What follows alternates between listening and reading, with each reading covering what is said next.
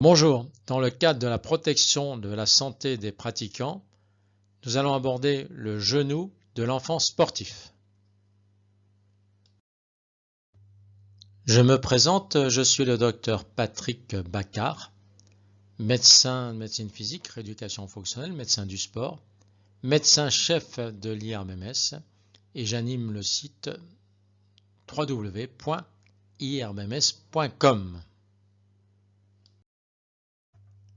La pratique sportive n'est pas dangereuse pour la santé, bien au contraire. 60 minutes d'activité physique par jour, c'est le minimum requis pour qu'un enfant puisse protéger sa santé future et bien sûr lutter contre la survenue de maladies chroniques. Pourquoi ces 60 minutes d'activité? Parce que selon l'OMS, en France, 92% des filles et 82% des garçons ne font pas assez d'activité physique et passent trop de temps devant les écrans.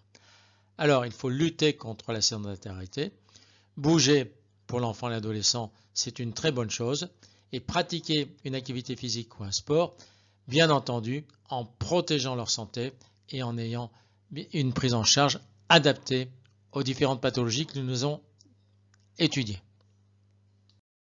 Voici le plan que nous allons aborder pour faire le tour des problématiques du genou de l'enfant sportif, le plan de la présentation, toutes les lésions en lien avec les phénomènes de croissance, toutes les lésions de sollicitation dues à des sollicitations excessives et toutes les lésions par traumatisme.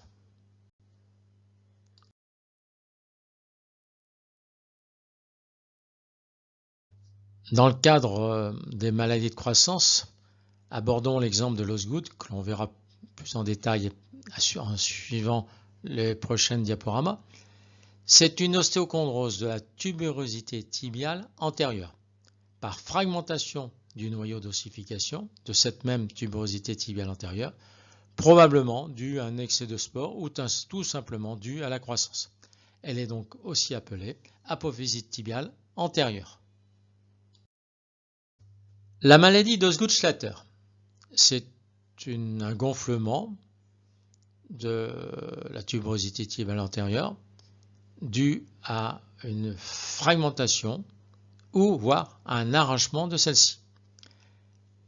Elle représente 15% des douleurs du genou, touche plus souvent le garçon que la fille, entre 11 et 15 ans.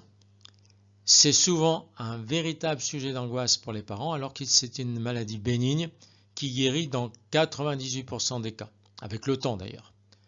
Le repos sportif adapté est souvent le seul traitement que l'on va proposer pour venir à bout de cette voussure qui restera peut-être un signe de croissance à vie. Abordons les signes d'appel de la maladie d'Osgood. Le premier signe, le plus évident, c'est la douleur. L'enfant sportif se plaint d'une douleur située sous le tendon rotulien. Et douleur qui se situe effectivement sur cette voussure, sur cette excroissance ou cette bourse séreuse qui inquiète finalement l'entourage de l'enfant. Il peut y avoir aussi une impotence fonctionnelle relative avec un genou plus empâté. Un bilan radiologique simple permettra très souvent de confirmer le diagnostic.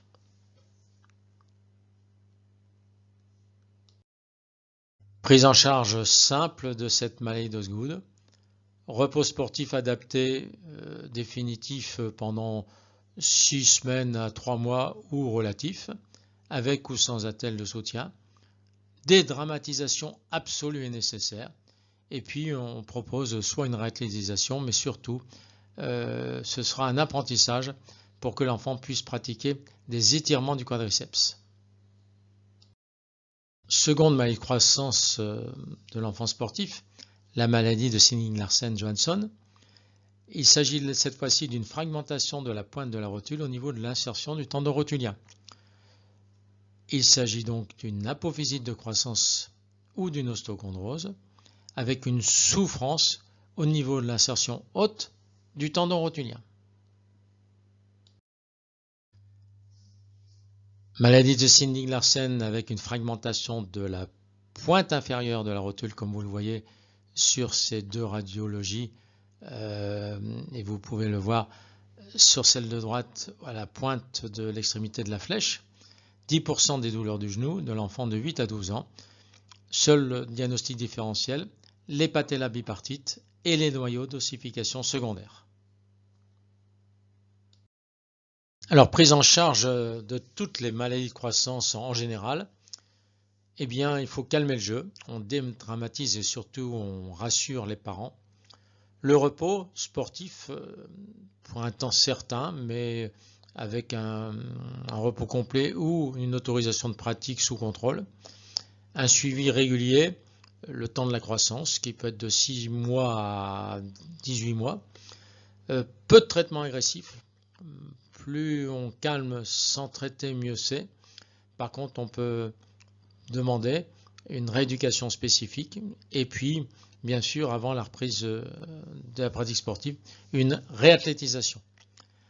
Dans la Meadows Good, le seul danger, c'est finalement l'arrachement du fragment de la tuberosité tibiale antérieure qui devient un fragment libre qui se déplacera dans le tendon rotulien et provoquera à l'âge adulte des tendinopathies chroniques qui, bien entendu, devront être traitées par l'ablation de ce fragment libre.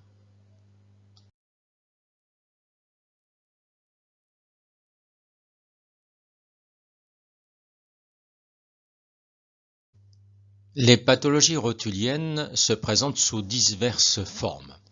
Toutefois, les douleurs diffuses ou mal systématisées ou localisées apparaissent souvent à l'effort ou au repos, souvent d'ailleurs après un repos assis prolongé, et ces douleurs irradient vers la crête tibiale ou le creux poplité, en lien soit avec une inflammation du cartilage ou, le plus naturellement possible, avec un conflit d'origine mécanique en raison d'une anomalie positionnelle. Le syndrome douloureux représente 25 des plaintes de l'ensemble des douleurs du genou, surtout chez la fille, touche 3 filles pour un garçon, en raison d'un conflit douloureux entre la rotule et le fémur, avec ou sans d'ailleurs des subluxations visibles rotuliennes. La douleur est mécanique, souvent exacerbée lors de la descente des escaliers, présente en position assise en position assise prolongée, et surtout, aussi bizarrement que cela puisse paraître, apparaissant en post-sport et surtout pendant les cycles d'endurance. 3 tableaux cliniques de ce syndrome douloureux rotulien. Le premier, c'est le syndrome douloureux isolé, primitif, jeune fille, avec un genou valgum marqué, peu sportif, avec une surcharge pondérale. Le deuxième tableau, c'est un syndrome douloureux avec une instabilité rotulienne potentielle, mais il n'y a pas de vraie luxation rotulienne. Et le troisième tableau, c'est une douleur avec une instabilité rotulienne objective. Les 3 tableaux seront explorés par imagerie, et l'imagerie permettra de retrouver soit une rotule centrée, soit une bascule rotulienne, soit une subluxation rotulienne, soit une subluxation associée à une bascule. Devant un syndrome douloureux ou une plainte douloureuse rotulienne, il faut toujours faire un examen bilatéral, chercher un signe du rabot, une comparaison bien sûr bilatérale des mobilités transversales de la rotule, en flexion, en extension et en hyperextension, extension et en flexion à 30 degrés, chercher un signe dit de la baïonnette, appréhension de la rotule en provoquant une luxation externe de celle-ci, retrouver un syndrome d'engagement rotulien douloureux et puis essayer de révéler à la palpation des douleurs des facettes articulaires de la rotule. On va également contrôler la rétraction des ischio-jambiers, un quadriceps court et puis on mesurera de façon comparative droit-gauche une distance talon-fesse. L'imagerie contributive du syndrome rotulien douloureux, l'échographie, recherche d'une tendinopathie par exemple, de radiologie, avec bien sûr toutes les radios du défilé fémoro-patellaire. On recherchera aussi une patella alta ou une malformation rotulienne. On effectuera scanner et IRM à la recherche de chondropathie et bien sûr afin de mesurer la TAGT et les pentes rotuliennes. Position de prise en charge minimaliste, refuser d'entrée de jeu la chirurgie, bien sûr, il faut se battre, surtout contre les parents quelquefois, pour éviter une prise en charge agressive. On va proposer bien sûr des étirements des chaînes musculaires, un travail en isocinétisme ou de type Ettinger-Muller, un travail proprioceptif de réadaptation et bien sûr une prise de conscience, mais même une mise en confiance. Une réutilisation qui va permettre une reprise du sport sans la douleur. Notre ressenti et notre expérience par rapport à la chirurgie du syndrome douloureux rotulien, à vrai dire, il faut tout faire pour ne pas en arriver là, avoir tout essayé, même la reprise du sport en ligne. S'il n'y a pas d'instabilité, il faut redemander une rééducation, il faut gagner du temps, refaire travailler finalement dans l'axe et pourquoi pas aider avec une prise en charge contention, une contention qui permettra bien sûr à la jeune fille d'avoir une sensation d'être prise en charge. Il faut avoir une attitude empathique. Par contre, s'il y a une instabilité vraie, il faut confier la jeune fille au chirurgien qui fera une intervention de type minimaliste.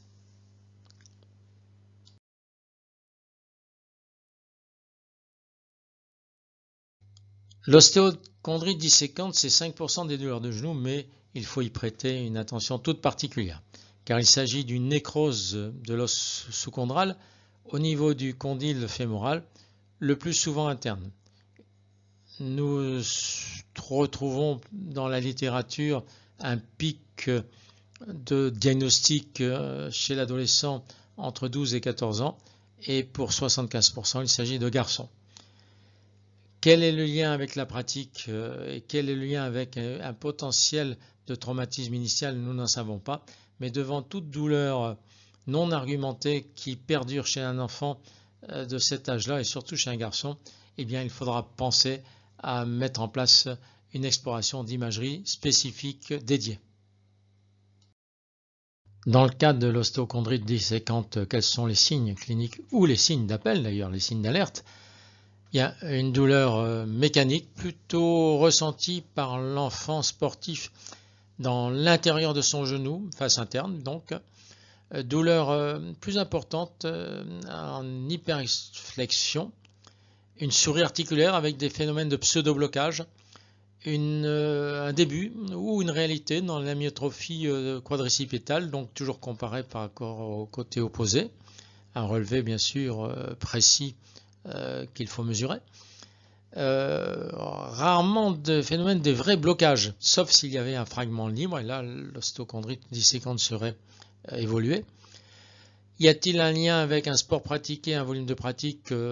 Certainement, mais pas uniquement. D'ailleurs, pouvons-nous penser que chez l'enfant sportif, il peut y avoir une plainte qui fasse qu'on découvre une ostéochondrite disséquante, alors que chez l'enfant non sportif, il n'y aura pas de plainte. Le lien avec une anomalie anatomique, un genou varome ou un valgum. Alors l'examen clinique est important pour essayer de retrouver un réveil douloureux. Donc vous avez le jeune sportif assis devant vous, les jambes pendantes, les genoux pliés à 80 degrés. Vous allez saisir le pied de l'enfant et le tourner vers l'intérieur de sorte que le tibia tourne vers la jambe opposée. Vous allez demander au patient d'étendre la jambe douloureuse jusqu'à ce qu'il ressente la douleur. Et lorsqu'il y a vraiment ostéochondrite disséquante, le patient ressent une douleur souvent quand la jambe atteint 30 degrés de flexion. Après, on pourra faire tourner le pied dans la position normale, vers l'avant. Et si cela soulage la douleur, c'est un bon signe positif de suspicion. Il faut bien sûr faire répéter 2, 3, 4 fois ces gestes pour avoir une certitude et puis comparer par rapport au contralatéral. Proposition des 4 stades évolutifs retrouvés en imagerie. Le stade 1, une ébauche de niche avec un liseré. Le stade 2, la niche avec une condensation. Stade 3 avec une rupture de corticale, une niche inhomogène, et le stade 4, il y a une libération d'un corps libre étranger, que l'on pourrait appeler également souris articulaire. Imagerie médicale, l'échographie, puis le bilan radiologique, différentes incidences, dont le SCHUSS. Les autres examens, surtout l'IRM. Le traitement, si possible, sera médical en priorité, une surveillance si, par bonheur, tout est devenu asymptomatique. Un repos sportif assez long, que l'on pourrait conseiller de 6 mois à 2 ans, tout au moins dans le cadre des filières de haut niveau. On peut conseiller une pratique sportive plus douce en sport porté, pourquoi pas la natation. Au début, en cas de douleur et de syndrome inflammatoire associé, une décharge complète ou semi-complète avec attelle pendant au moins 8 semaines. Et puis, si besoin, une exérèse chirurgicale avec une fixation visage si besoin.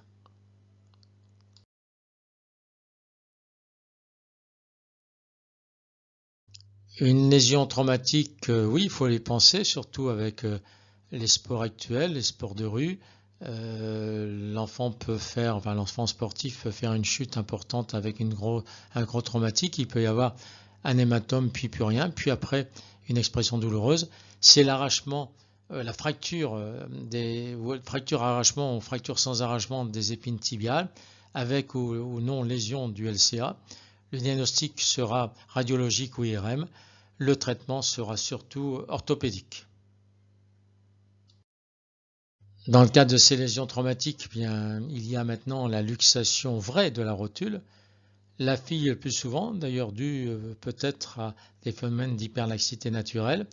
Ça nécessite une réduction rapide, le plus rapidement possible, en faisant un geste d'hyperextension forcée pour que la rotule se mette spontanément dans son logement, avec un claque significatif et qui soulage d'ailleurs la douleur.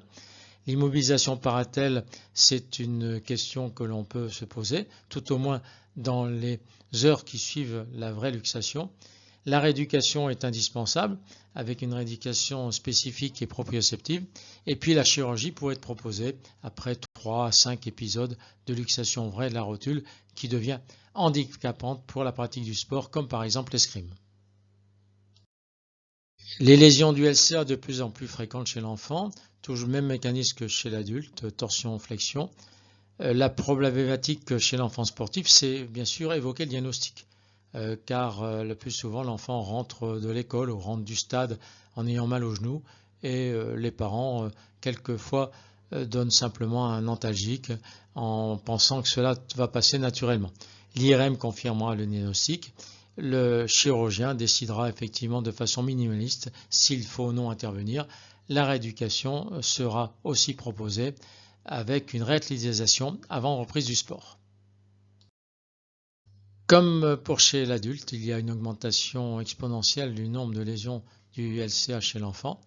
Pourtant, la prévention permet de limiter ce nombre de lésions. Ainsi, un collège d'experts de l'IRMMS vous propose un MOOC qui permet de mieux connaître les façons d'éviter les lésions du LCA. Ce MOOC, vous pouvez le retrouver sur www.mooc-sportsanté.com ou en passant par l'arborescence du site www.irbms.com. Le traitement du LCA de l'enfant est, comme pour l'adulte, conservateur et chirurgical selon les cas, avec une immobilisation initiale, un travail de rééducation musculaire, proprioception, une réathlétisation et une reprise des activités sportives de 3 à 6 mois, ou chirurgicale en cas d'échec, mais il faut effectivement sauver à la fois le ménisque et les cartilages de croissance. Je le répète, le meilleur traitement, c'est la prévention, par une réalisation systématique à chaque entraînement et surtout chez les filles d'un programme d'échauffement et de renforcement des membres inférieurs. Pour information, voici chez l'enfant une technique spécifique que l'on appelle la technique de Schotel, mais malheureusement, vu le nombre exponentiel de cas survenus chez l'enfant, la plupart des chirurgiens orthopédiques maintenant connaissent très bien ces lésions et proposent des chirurgies adaptées aux techniques qui ont donné le meilleur résultat, bien entendu. Le but, c'est qu'il n'y ait plus de séquelles, qu'il y ait une possibilité de reprendre le sport et comme il s'agit de l'enfant, le plus longtemps possible à l'âge adulte. Oui, il y a aussi des lésions méniscales chez l'enfant. Ce n'est pas l'apanage à la fois des sportifs jeunes ou des vieux sportifs. Il faut y penser. Diagnostic et médical, bon, c'est pas toujours facile, mais surtout aussi diagnostic IRM comme chez l'adulte ou arthroscopique. Le traitement est possible. Je ne parlerai pas des sutures méniscales qui posent aujourd'hui débat, mais sachez qu'il peut y avoir aussi des lésions méniscales congénitales avec des ménisques discoïdes qui touchent plus souvent d'ailleurs le ménisque externe sur des genoux stables, il faut le remarquer, ou alors il peut y avoir aussi, très rarement, mais cela existe, des gros ménisques avec blocage, ressaut, éclatement comme chez l'adulte. Les diagnostics différentiels sont classiques, comme pour l'adulte. Toutes les lésions infectieuses, bien sûr, dans ce cadre-là, dans le cadre des examens paracliniques, il faudra aborder également la biologie, toutes les lésions rhumatismales et enfin toutes les lésions tumorales.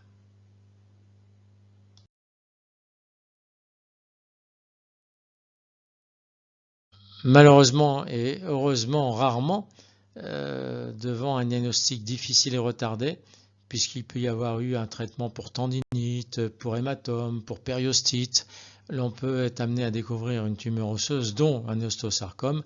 Bien entendu, c'est l'imagerie qui permettra, avec la biopsie, d'en faire le diagnostic. Si il y a bien sûr cancer des os, eh bien ce sera une prise en charge pluridisciplinaire avec un oncologue. Comme pour toute douleur, il peut y avoir des pièges, bien entendu, avec une douleur au genou par une pathologie à distance comme l'épiphysiolyse de hanche.